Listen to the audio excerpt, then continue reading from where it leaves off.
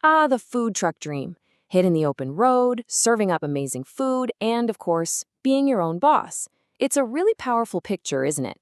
But let's be real. Turning that dream into a business that actually makes money, well, that means navigating a maze of permits, financing, and a lot of hard-learned lessons.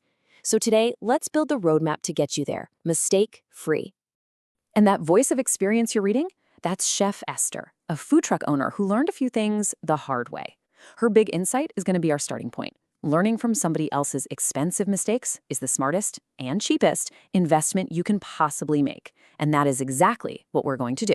So let's talk about the first big lesson, money. Whatever you think your startup costs are going to be, just go ahead and add another 20 to 30% right on top.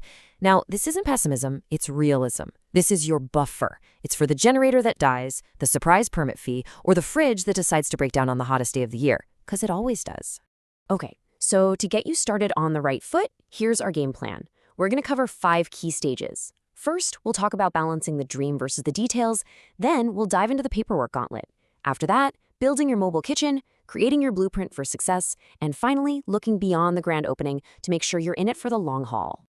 All right, first up, before you even think about grills or menus or what you're going to call your truck, you have to tackle the bureaucracy. Look, it is not the fun part. I get it.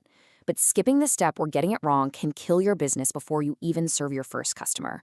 And this right here is a critical point. The rules can be wildly different depending on where you want to operate. For example, in the city of Vancouver, you're required to have a $2 million liability insurance policy just to get a permit. Every single city, province, and county has its own unique and sometimes weird set of regulations. So where in the world do you even begin? Well, Chef Esther's advice is really simple. Just make 3 phone calls. That's it.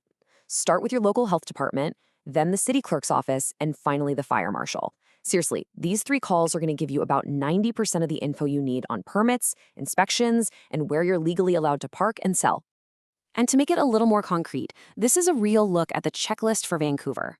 You need everything from a health permit to a criminal record search. Just think of this as your initial scavenger hunt. Your first mission is to find out exactly what your city requires, and then start collecting. Now listen up, because this is probably the single most important tip in this whole section.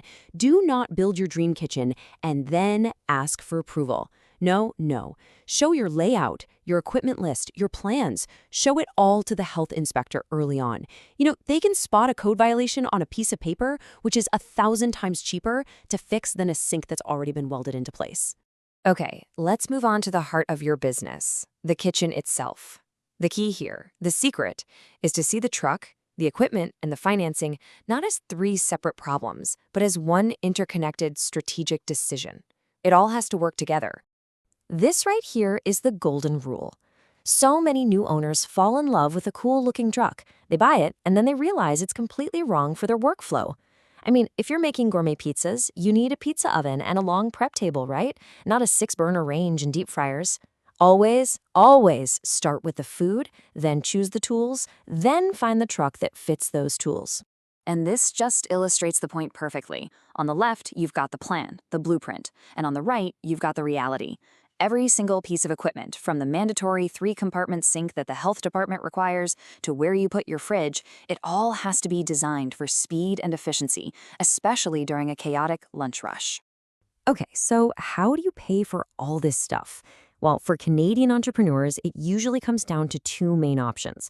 With an equipment loan, you own the gear from day one. With a lease to own, you're kind of renting it with an option to buy it later, which often means lower monthly payments to start. There's no single right answer here. It really depends on your cash flow and your business strategy. And just to give you a real-world snapshot, here are some typical terms for equipment financing in Canada.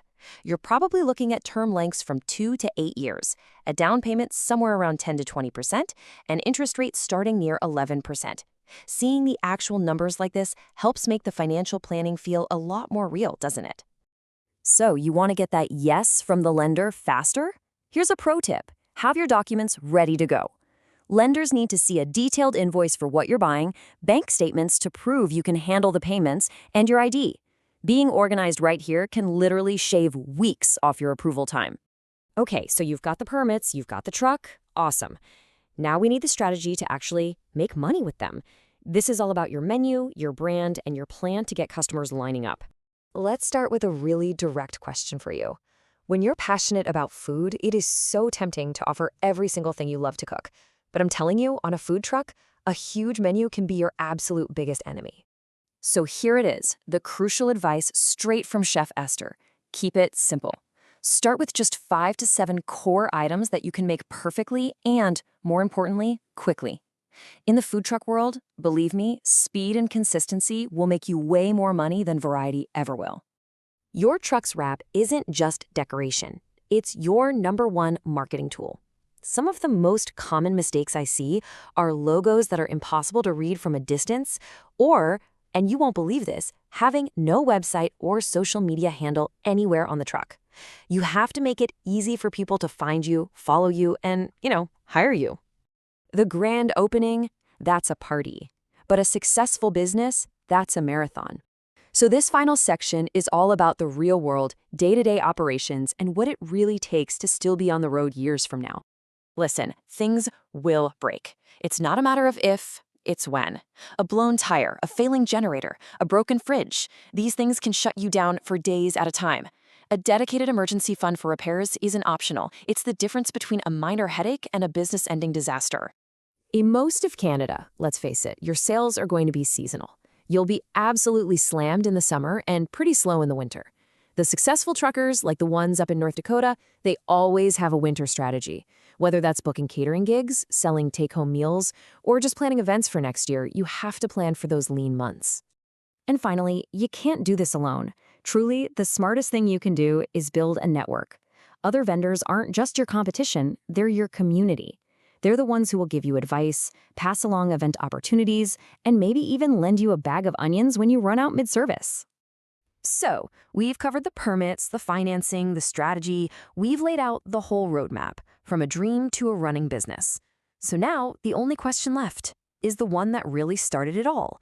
When you finally open that service window for the very first time, what's that one amazing dish you just can't wait to share with the world?